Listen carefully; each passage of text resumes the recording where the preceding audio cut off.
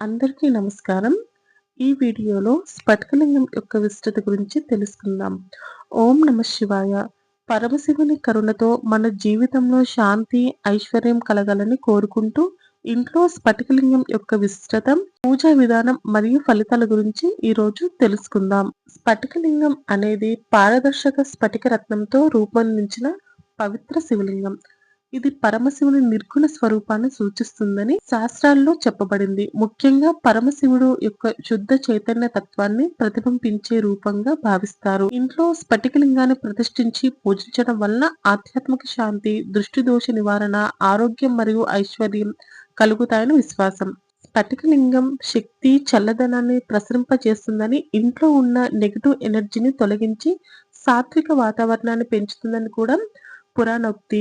ఇంట్లో స్ఫటికలింగాన్ని తప్పకుండా పెట్టుకోవచ్చు. అయితే దీన్ని పూజ గదిలో శుభ్రమైన ప్రదేశంలో చిన్న పీఠం మీద వెండి లేదా రాగి తట్టపై ఉంచడం మంచిది. లింగం కింద బిల్వదళం లేదా తెల్లని వస్త్రం పరిచి ఉంచితే మరింత శుభ ఫలితం ఉంటుంది. ప్రతిరోజు ఉదయం స్నానం చేసిన తర్వాత గంగాజలం లేదా శుద్ధ జలంతో అభిషేకం చేయాలి.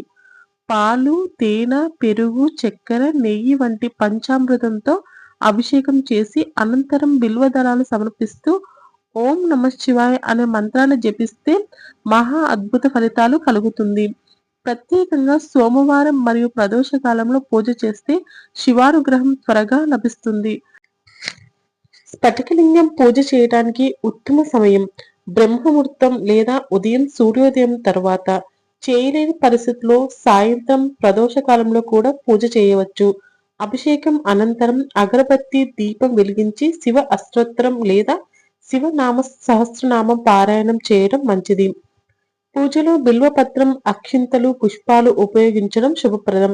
ఉపవాసంతో లేదా సాత్విక ఆహారం తీసుకుంటూ పూజ చేస్తే ఆధ్యాత్మిక ఫలితం మరింత పెరుగుతుంది. స్ఫటికలింగం పూజ వల్ల మనసుకు ప్రశాంతత, కుటుంబం కలహాలు తగ్గడం, ఆరోగ్య రక్షణ, ధన సమృద్ధి మరియు ఆధ్యాత్మిక అభివృద్ధి కలుగుతాయని నమ్మకం. ధ్యానం చేసే వారికి ఏకాగ్రత పెరిగి నెగిటివ్ ఆలోచనలు తగ్గుతాయి. ముఖ్యంగా వాస్తు దోషాలు మరియు దృష్టి దోషాలు తగ్గించడంలో కూడా ఇది సహాయకారిగా భావిస్తారు. పూజలో పాటించవలసిన నియమాలు కూడా ఉన్నాయి. స్ఫటికలింగాన్ని ఎప్పుడూ శుభ్రంగా ఉంచాలి. పూజ చేయకుండా నిర్లక్ష్యం చేయకూడదు. లింగాన్ని నేరుగా నేలపై ఉంచకూడదు. పూజ సమయంలో కోపం, అశుభ ఆలోచనలు దూరంగా ఉంచాలి. మాంసాహారం లేదా మద్యం సేవించిన వెంటనే పూజ చేయకుండా పవిత్రతతో పూజ చేయటం ఉత్తమం. స్ఫటికలింగం పూజలు చేయకూడని తప్పులు. లింగాన్ని నేరుగా నేలపై పెట్టకూడదు. ఎప్పుడు వెండి లేదా రాగి లేదా రాయి పీఠం మీద ఉంచాలి. పూజ చేయకుండా ఎప్పుడు వదిలేయకూడదు. స్ఫటికలింగం ఇంట్లో ఉంచితే కనీసం నీటితో అయినా అభిషేకం చేయాలి. కోపం, అసహనం ఉన్న సమయంలో పూజ చేయకూడదు. మనసు ప్రశాంతంగా ఉన్నప్పుడే శివారాధన చేయాలి. మద్యం సేవించిన వెంటనే పూజ చేయకూడదు. మాంసాహారాన్ని తిన్న వెంటనే అభిషేకం చేయరాదు. పగిలిన లేదా చీలిన స్ఫటికలింగాన్ని పూజించకూడదు. అలా అయితే ఆలయానికి సమర్పించడం మంచిది. శివ పూజలు తులసిలం వాడకూడదు. బిల్వపత్రం మాత్రమే సమర్పించాలి. అభిషేకం చేస్తూ శివుని కరును ధ్యానిస్తే మనసుకు శాంతినిస్తుంది. మహిళలు పాటించవలసిన సాంప్రదాయాలు. నెలసరి సమయంలో ప్రత్యక్షంగా లింగాన్ని తాకి పూజ చేయకుండా ఉండటం సంప్రదాయం. పూజ గదిలోకి వెళ్లకుండా దూరం నుంచే నమస్కారం చేసుకోవచ్చు.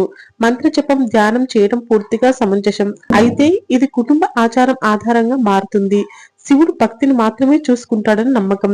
స్ఫటికలింగం పూజ చాలా శక్తివంతమైనది అని భావిస్తారు. కానీ భయం అవసరం లేదు. శుద్ధ హృదయంతో భక్తితో చేసే ప్రార్థనే గొప్పది.